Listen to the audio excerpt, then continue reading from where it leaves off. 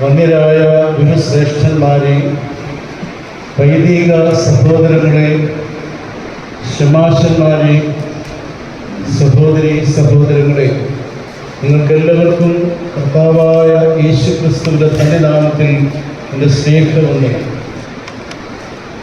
പരിശുദ്ധ വലിയ നോമ്പിൽ 2 പ്രാവശ്യം പരിശുദ്ധ സഭ നിർവഹിക്കുന്ന ക്ഷമയുടെ ശുശ്രൂഷ, അതിൻ്റെ 1ാമത്തെ ശുശ്രൂഷയാണ് ഇന്ന് ഇവിടെ നിർവഹിക്കപ്പെടുന്നത്. അറിയിപ്പിൻ്റെ ശനിയാഴ്ച വിശുദ്ധ കുർബാനാനന്തരം ക്ഷമയുടെ നിരപ്പിൻ്റെ ശുശ്രൂഷ വീണ്ടും ഉണ്ടാകും. അതുകൊണ്ട് തന്നെ നമ്മുടെ ആധ്യാത്മിക ജീവിതത്തിൽ, സഭാ ജീവിതത്തിൽ ക്ഷമയുടെ പ്രസക്തി എത്രമാത്രം ഏറെയാണെന്ന് സഭാപിതാക്കന്മാർ വിവക്ഷിച്ചിട്ടുണ്ട് എന്ന് മനസ്സിലാക്കുവാൻ കഴിയും. ഈ ശുശ്രൂഷയെ ശുഭ്കോനോ ശുശ്രൂഷ എന്നാണ് വിശേഷിപ്പിച്ചിരിക്കുന്നത്. ശുഭ്കോനോ എന്ന പദത്തിൻ്റെ, സുറിയാനി പദത്തിൻ്റെ അർത്ഥം ക്ഷമ എന്നാണ്. ഈ ശുശ്രൂഷയുടെ അല്ലെങ്കിൽ നിരപ്പിൻ്റെ, ക്ഷമയുടെ, ക്ഷമിക്കുക എന്നതിൻ്റെ പ്രസക്തി നമ്മുടെ ഓരോരുത്തരുടെയും ഈ വിളിയിലും ശുശ്രൂഷയിലും എത്രമാത്രം ഉണ്ടാവണം എന്നതാണ് ഇന്നത്തെ എൻ്റെ ഈ ചിന്തയിൽ നിങ്ങളുമൊത്ത് പങ്കുവയ്ക്കുവാൻ ഞാൻ ആഗ്രഹിക്കുന്നു. I would like to concentrate on the relevance of forgiveness in our vocation and our ministry as well. ഒരു വേദഭാഗം കർത്താവിൽ ശരണപ്പെട്ടുകൊണ്ട് നിങ്ങളുടെ മുൻപാകെ വായിക്കുകയാണ്. വിശുദ്ധനായ മത്തായിയുടെ സുവിശേഷം 6-ാം അധ്യായം 14-ാം വാക്യം. നിങ്ങൾ മനുഷ്യരോട് അവരുടെ പിഴകളെ ക്ഷമിച്ചാൽ സ്വർഗസ്ഥനായ നിങ്ങളുടെ പിതാവ് നിങ്ങളോട് ക്ഷമിക്കും. നമുക്കറിയാം, വിശുദ്ധനായ മത്തായിയുടെ സുവിശേഷം 6-ാം അധ്യായം 9 മുതൽ 14 വരെയുള്ള വാക്യങ്ങൾ കർത്താവ് വലിയ ഗുരു തൻ്റെ ശിഷ്യന്മാരെ ഒരു പ്രാർത്ഥന ചൊല്ലി പഠിപ്പിക്കുന്നതാണ്. ആ പഠിപ്പിക്കൽ കഴിഞ്ഞാൽ ഉടൻ തന്നെ 14-ാമത്തെ വാക്യത്തിൽ യേശുക്രിസ്തു താൻ ചൊല്ലിക്കൊടുത്ത പ്രാർത്ഥനയിൽ ഏറ്റവും ശ്രദ്ധേയമായിരിക്കുന്ന ആശയം, അതായത് ക്ഷമിക്കുക എന്ന ആശയം വീണ്ടും തൻ്റെ ശിഷ്യന്മാരോട് പ്രബോധനമായി നൽകുകയാണ്. നമ്മുടെ ജീവിതത്തിൽ എപ്പോഴും കാത്തു സൂക്ഷിക്കേണ്ടതും വിസ്മരിക്കുവാൻ പാടില്ലാത്തതും നമ്മുടെ ആത്മീക ജീവിതത്തിൽ, ശുശ്രൂഷയിൽ ഏറ്റവും അത്യന്താപേക്ഷിതവുമായ ഒന്നാണ് ക്ഷമ അല്ലെങ്കിൽ ക്ഷമിക്കുക എന്നത്. രണ്ടാമതായി എനിക്ക് ഓർമ്മപ്പെടുത്തുവാനുള്ളത്, ക്ഷമിക്കുക എന്ന പാഠം നമ്മുടെ കർത്താവും ദൈവവും രക്ഷകനും സദ്ഗുരുവുമായ ക്രിസ്തു പഠിപ്പിച്ച നല്ല പാഠമാണ്. വിശുദ്ധനായ മത്തായിയുടെ സുവിശേഷം 11-ാം അധ്യായം 29-ാം വാക്യത്തിൽ കർത്താവ് ഇങ്ങനെ അരുൾ ചെയ്യുന്നു: ഞാൻ സൗമ്യതയും താഴ്മയും ഉള്ളവനാകിയാൽ എൻ്റെ ദുഃഖം ഏറ്റുകൊണ്ട് എന്നോട് പഠിപ്പി. നമ്മുടെ ഗുരു, നിത്യനായ സത്യമായ ഗുരു പഠിപ്പിച്ചു തന്നതും അവരിൽ നിന്ന് എപ്പോഴും പഠിക്കേണ്ടതുമായ സദ്ഗുണങ്ങളിൽ ഒന്നാണ് ക്ഷമിക്കുക എന്നത്. കർത്താവ് ഈ വാക്യത്തിൽ നമുക്ക് നൽകുന്ന പ്രത്യേകമായ പ്രബോധനങ്ങൾ, അല്ലെങ്കിൽ കർത്താവ് ഊന്നൽ നൽകുന്നത് mutual forgiveness between people as a precondition of God's forgiveness. ദൈവം നമ്മോട് ക്ഷമിക്കും എന്നതിൻ്റെ മുൻ വ്യവസ്ഥയാണ് നാം പരസ്പരം ക്ഷമിക്കുക എന്നത്. ദൈവം നമ്മോട് ക്ഷമിക്കാഞ്ഞാൽ ഒരു നിമിഷം പോലും ഈ ശുശ്രൂഷയിൽ നമുക്ക് തുടരുവാൻ കഴിയുകയില്ല. കാരണം അവൻ നിരപ്പും സമാധാനവുമാണ്. പിതാവായ ദൈവത്തിൽ അവൻ നിരപ്പും സമാധാനവുമാണ്. വിശുദ്ധനായ മത്തായിയുടെ സുവിശേഷത്തിൽ തന്നെ ഇതിന്റെ 18-ാം അധ്യായത്തിൽ തന്റെ ജോലിക്കാരോട് ക്ഷമിക്കാത്ത ഒരുവനെ പറ്റിയുള്ള ഉപമ പറയുന്നു. അതിൻ്റെ അവസാനത്തിൽ 35-ാം വാക്യം, നിങ്ങൾ ഓരോരുത്തരും സഹോദരനോട് ഹൃദയപൂർവ്വം ക്ഷമിക്കാഞ്ഞാൽ സ്വർഗസ്ഥനായ എൻ്റെ പിതാവ് അങ്ങനെ തന്നെ നിങ്ങളോടും ചെയ്യും. നമ്മുടെ കർത്താവ് നമുക്ക് നൽകിയ നല്ല പാഠമായതുകൊണ്ട് ക്ഷമിക്കുക എന്ന ഈ ഉദാത്തമായ ശുശ്രൂഷ നമ്മുടെ ഇഹത്തിലെ ശുശ്രൂഷയിൽ അനുസ്യൂതം തുടരേണ്ടതാണ് എന്ന്. രണ്ടാമത്തെ ചിന്ത, ക്ഷമിക്കുക എന്നത് കുരിശിൽ കേട്ട ശബ്ദമാണ്. Forgive, the word, the utterance heard on the cross or heard from the cross.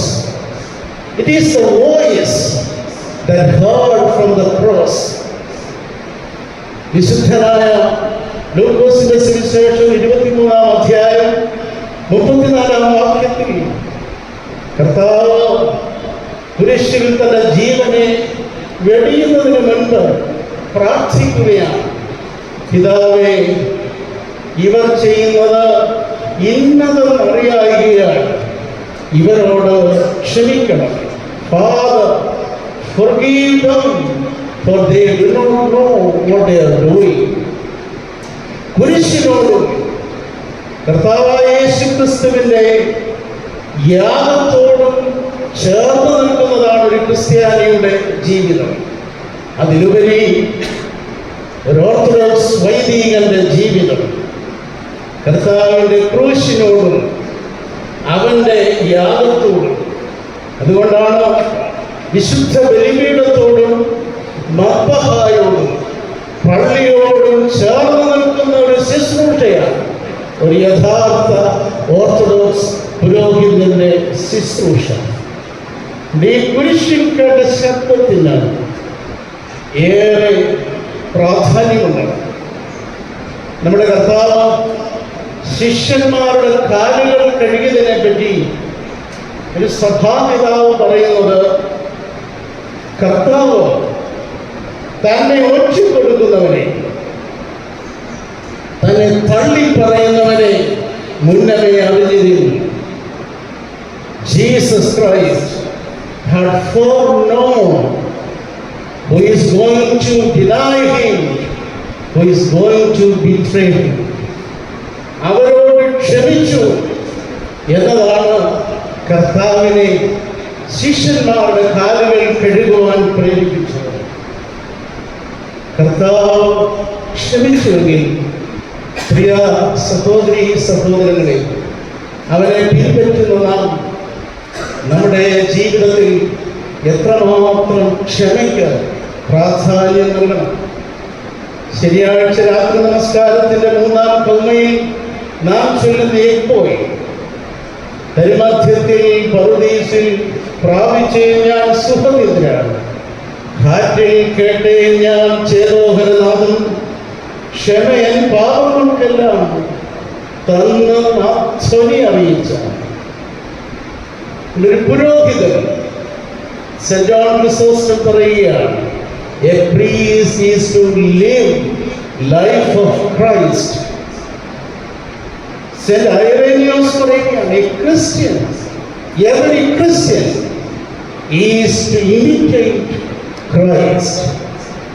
ക്രിസ്തുവിന്റെ ജീവിത മാതൃക പിൻപറ്റുവാൻ വിളിക്കപ്പെട്ടവരാണ് ഞാൻ നിങ്ങൾ.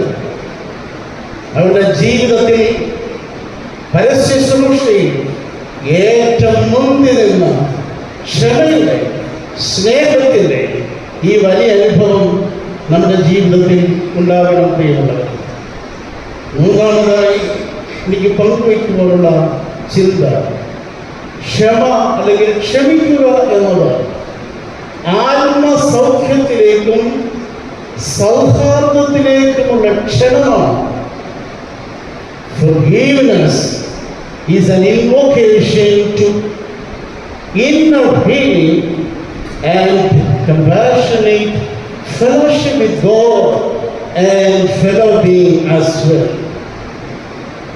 മനഃശാസ്ത്രപരമായി ചിന്തിക്കുമ്പോൾ forgivenessന് ഇങ്ങനെയൊരു വ്യാഖ്യാനമുണ്ട്. Forgiveness is releasing the emotional grip of anger and resentment, allowing one to move forward with a compassionate heart. In order to secure a compassionate heart, we all need to forgive others. നാലാമത്തതായ ഏറ്റവും അവസാനത്തേതുമായ ചിന്ത, ഈ നോമ്പ് അർത്ഥപൂർണമാകണമെങ്കിൽ നാം സ്നേഹത്തിൽ നിറഞ്ഞ് പരസ്പരം ക്ഷമിച്ചേ മതിയാകും. ഇല്ലെങ്കിൽ നമ്മുടെ അനുഷ്ഠാനങ്ങൾ വെറും അർത്ഥമില്ലാത്ത ആചാരങ്ങളായി ചുരുങ്ങിപ്പോകും എന്നത് മറക്കരുത്. ഈ നോമ്പ് അർത്ഥപൂർണമായി അനുഷ്ഠിക്കണമെങ്കിൽ പരസ്പരം ക്ഷമിക്കുവാൻ, സ്നേഹത്തിൽ നിറഞ്ഞ് ഹൃദയപൂർവ്വം ക്ഷമിക്കുവാൻ നമുക്ക് കഴിയണം. നാം പലപ്പോഴും ക്രൈസ്തവന് കൊടുക്കുന്നവരാണ്, സമാധാനം ചൊല്ലുന്നവരാണ്. പക്ഷെങ്കിൽ are we genuinely doing it? ഇത് നമ്മുടെ മനസ്സാക്ഷിയോട് നാം ചോദിക്കേണ്ടുന്ന ഒന്നാണ്. അത് മുകളിൽ മുതൽ താഴെ വരെയുള്ള മലങ്കര സഭയിലെ എല്ലാവരും ചിന്തിക്കേണ്ടതാണ്. ഹൃദയപൂർവ്വം ക്ഷമിക്കുവാൻ കഴിയുന്നുണ്ട്. അന്യോന്യം നിർവ്യാജമായി ക്ഷമിക്കുകയും അതുവഴിയായി ദൈവത്തിന് പ്രസാദമായ പ്രാർത്ഥന നിർവഹിക്കുകയും വേണം. നമ്മുടെ നോമ്പിനെ വികൃതമാക്കുവാൻ സാത്താൻ വല്ലാതെ പരിശ്രമിക്കുന്നുണ്ട്. സാത്താനെ വിജയിക്കണമെങ്കിൽ പ്രാർത്ഥന കൂടിയേ തീരും. പരസ്പരം ക്ഷമിച്ചും അന്യോന്യം പ്രാർത്ഥിച്ചും അനുരഞ്ജനത്തിൻ്റെയും നിരപ്പിൻ്റെയും അനുഭവത്തിലൂടെയാണ് നോമ്പ് പൂർണ്ണമാകുന്നത്. യഥാർത്ഥമായി പ്രാർത്ഥിക്കുന്നവരിലാണ് ദൈവസ്നേഹത്തിൻ്റെ വ്യാപനം ഉണ്ടാകുന്നത്. അവന് മാത്രമേ ദീർഘമായി ക്ഷമിക്കുവാൻ കഴിയൂ. പരിശുദ്ധനായ പൗലോസ് ശ്ലീഹ കൊരിന്ത്യർക്ക് എഴുതിയ 1-ാം ലേഖനം 13-ാം അധ്യായത്തിന്റെ 4-ാം വാക്യത്തിൽ ഓർമ്മപ്പെടുത്തുന്നു, സ്നേഹം ദീർഘമായി ക്ഷമിക്കുകയും ദയ കാണിക്കുകയും ചെയ്യും. അവസാനമായി, എങ്ങനെയാണ് തെറ്റ് ചെയ്തവനോട് ക്ഷമിക്കുവാൻ കഴിയും? How can we forgive the people who trespass against us? അനുതാപത്തോടും തകർന്ന ഹൃദയത്തോട് കൂടെയുള്ള പ്രാർത്ഥനയിലൂടെ മാത്രമേ ഹൃദയപൂർവ്വം ക്ഷമിക്കുവാൻ കഴിയൂ. പോപ്പ് ഫ്രാൻസിസ് അദ്ദേഹത്തിൻ്റെ സെമിനാരി ജീവിത കാലഘട്ടത്തിൽ അദ്ദേഹം നേരിട്ട ഒരു കാര്യം ഓർമ്മപ്പെടുത്തുന്നു. തന്നോടൊപ്പം സെമിനാരിയിൽ പഠിക്കുന്ന ഒരു വിദ്യാർത്ഥിയോട് ഒട്ടും ക്ഷമിക്കുവാൻ കഴിയുന്നില്ല. പലപ്പോഴും അദ്ദേഹം കുമ്പസാരിച്ചു, എന്നിട്ടും ക്ഷമിക്കുവാൻ കഴിഞ്ഞില്ല. അവസാനം ഒരു വലിയ കുമ്പസാര പിതാവിൻ്റെ അടുത്ത് ചെന്നപ്പോൾ ആ കുമ്പസാര പിതാവ് പറഞ്ഞു, Francis, you have to keep that man in your prayer without fail. ആ മനുഷ്യനെ നീ പ്രാർത്ഥനയിൽ ഓർക്കും. അവൻ ചെയ്ത അപരാധങ്ങൾ, തെറ്റുകൾ പ്രാർത്ഥനയിൽ ഓർത്ത് അവനോട് ക്ഷമിക്കുവാനുള്ള മനസ്സിനായി ദൈവ കരുണയ്ക്കായി പ്രാർത്ഥിക്കൂ.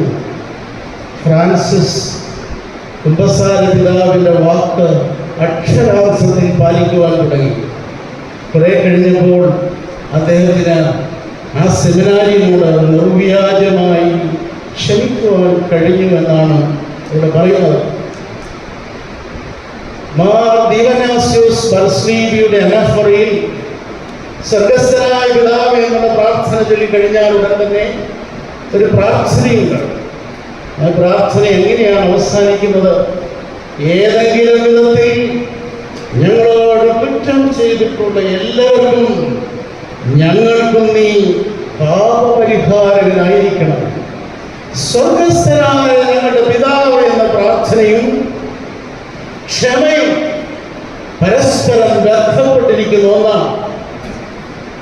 രാവിലെ ആരോടെങ്കിലും തെറ്റ് ചെയ്തെങ്കിൽ ഉച്ചനമസ്കാരത്തിന് വന്ന് സ്വർഗസ്ഥനായ പിതാവ് എന്ന പ്രാർത്ഥന ചൊല്ലിയ അവിടെ നിരപ്പിൻ്റെയും ക്ഷമയുടെയും അനുഭവം ഉണ്ടാകണം. ഇല്ലെങ്കിൽ കർത്താവിന് മുൻപാകെ നാം കണക്ക് ബോധിപ്പിക്കേണ്ടതാണ്. ക്ഷമിക്കുക എന്നത് ദൈവിക ദാനമാണ്. അഹംഭാവമുള്ളവന് ആരോടും ക്ഷമിക്കുവാൻ കഴിയുകയില്ല. കാരണം അവൻ്റെ ധാരണ അവൻ മാത്രമാണ് ശരി, അവൻ്റെ പ്രവർത്തികൾ മാത്രമാണ് ശരി, അവനിൽ തെറ്റില്ല എന്നാണ്. എന്നാൽ അനുതാപമുള്ളവന്, തകർന്ന ഹൃദയമുള്ളവന് മറ്റുള്ളവരോട് ക്ഷമിക്കുവാൻ കഴിയും. മലങ്കര സഭയെ ഇന്നിൻ്റെ ആവശ്യം ക്ഷമയുടെ ആത്മാവിൽ ശക്തിപ്പെടുക എന്നതാണ്. പരിശുദ്ധ കാതോലിക്ക ബാബ മുതൽ പരിശുദ്ധ എപ്പിസ്കോപ്പൽ സുന്നതദോസിലെ അഭിമന്യ പിതാക്കന്മാർ, വൈദിക ശമാശന്മാർ, വൈദിക വിദ്യാർത്ഥികൾ, സഭാജനങ്ങളിൽ ഇന്ന് വളരേണ്ടുന്ന ശക്തി ക്ഷമയുടെ ശക്തിയായി. മലങ്കര സഭയിൽ ഈ ക്ഷമയുടെ സ്ലോഗൻ, ഈ സ്നേഹത്തിൻ്റെ സ്ലോഗൻ എന്ന് മുഴങ്ങിക്കേൾക്കുന്നു. എൻ്റെ പ്രിയ സഹോദരങ്ങളെ, ഇന്നത്തെ ഈ ശുശ്രൂഷ ആണ്ടുദാസായി ക്രമമായി നൽകിയ ഒരു ശുശ്രൂഷ എന്നതിലുപരി ഇതൊരനുഭവമായി തീരണം. The charisma which is expected to be born from the service, ആ charisma നമ്മിൽ നിറയണം. We all need to be filled with that charisma. ക്ഷമിക്കുവാനുള്ള charisma. ഈ നോമ്പനുഷ്ഠാനം ക്രിസ്തുവിൽ ഒരു പുതിയ സൃഷ്ടിയാകുക. ഈ ക്ഷമയുടെ നിരപ്പിൻ്റെ ശുശ്രൂഷയിൽ നമുക്ക് സംബന്ധിക്കാം. God forgives us. We in turn are ought to grant this gift of forgiveness to others. ഞാൻ ഒന്നുകൂടെ പറയാം. God forgives us. We in turn are ought to grant this gift of forgiveness to others. ദൈവത്തിൻ്റെ പരിശുദ്ധാത്മാവ് നമ്മെ എല്ലാവരെയും സഹായിക്കും.